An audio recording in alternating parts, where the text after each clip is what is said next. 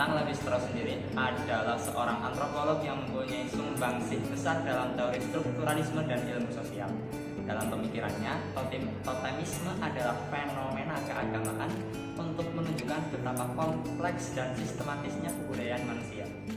Menurutnya, totemisme ini membagi masyarakat ke dalam kelompok-kelompok berdasarkan simbol. Biasanya mereka anggap sebagai totem, biasanya hewan sama tumbuhan.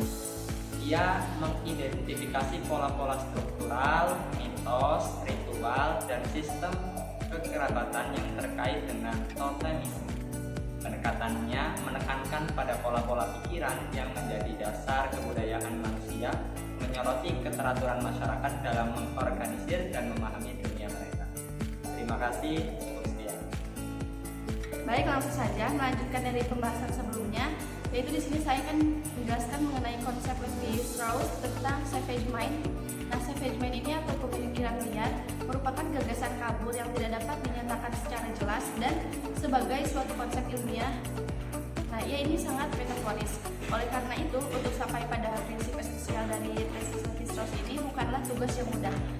Bahkan seorang ahli pun ada yang mengakui bahwa buku The Savage Mind ini sebagian besar tidak dapat dipahami dan dengan sekali dibaca. Tetapi jika kita mendekatinya melalui pendekatan ilmiah, itu ide-ide esensial buku itu nampak jelas.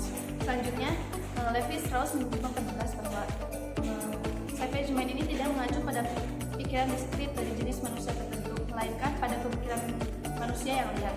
Dalam buku ini, yang dimaksud bukanlah pikiran orang-orang biadab atau pikiran primitif atau kuno, melainkan pikiran dalam keadaan liar yang berbeda dari pikiran yang dikembangkan atau digunakan dengan tujuan untuk menghasilkan keuntungan.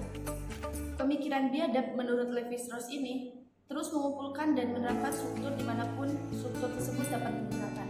Jika pemikiran ilmiah diwakili oleh insinyur yang mengajukan pertanyaan dan mencoba merancang solusi optimal atau lengkap, maka pemikiran biadab menyerupai brick color yang membangun sesuatu dengan menggunakan bahan apapun yang ada.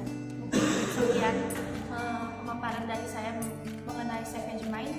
Terima kasih. Saya akan melanjutkan penjelasan tentang Levi-Strauss, tentang model-model pemikiran beliau.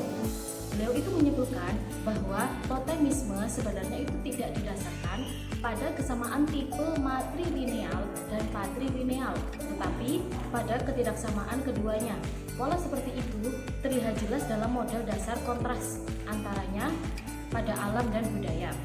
Kemudian beliau itu juga menganggap pemikiran antitesis itu sebagai prinsip struktural yang penting dalam totemisme dan percaya bahwa kesamaan di antara gagasan totemistik dan berbagai budaya terletak pada kesamaan antara sistem perbedaan yang didokumentasikan dalam lingkup alam dan mereka yang termasuk dalam kelompok sosial dan ditemukan secara budaya.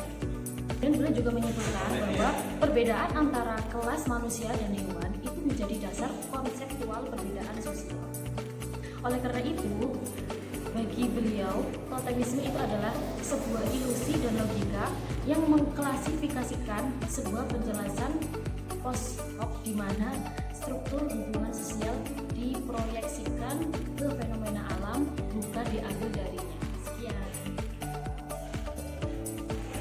Dan untuk berikutnya yaitu Marxisme struktural adalah suatu pendekatan filsafat Marxis berdasarkan strukturalisme, terutama dikaitkan dengan karya filsuf Prancis Louis Althusser dan murid-muridnya. Ia berpengaruh di Prancis pada tahun 1960 dan 1970 dan juga mempengaruhi para filsuf ahli teori politik dan sosiolog di luar Prancis pada tahun 1970-an.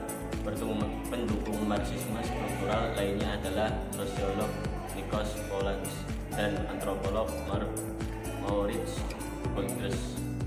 Banyak mahasiswa Althusser yang memutuskan hubungan dengan Marxisme struktural pada akhir tahun 1960 dan 1970. Marxisme struktural muncul sebagai perlawanan terhadap Marxisme instrumental yang mendominasi banyak universitas barat pada tahun 1970. Kutipan diperlukan berbeda dengan bentuk Marxisme lainnya. Althusser menekankan bahwa Marxisme adalah ilmu yang mengkaji struktur objektif dan dia percaya bahwa Marxisme historis dan fenomenologi ideologis yang didasarkan pada karya-karya awal Marx, terjebak dalam pra-ideologi dunia menjelang pertengahan tahun 1970-an dan sepanjang tahun 1980-an. Para ahli teori Marxis mulai mengembangkan pandangan Marxis strukturalis tentang negara, hukum, dan kejahatan. Marxisme strukturalisme memantah pandangan instrumentalis bahwa negara dapat dipandang sebagai pelayan langsung kelas kapitalis atau pengusaha. Cukup sekian. Mungkin cukup sekian pemaparan dari kami. Semoga bermanfaat. Terima kasih. Wassalamualaikum warahmatullahi wabarakatuh. Alhamdulillah.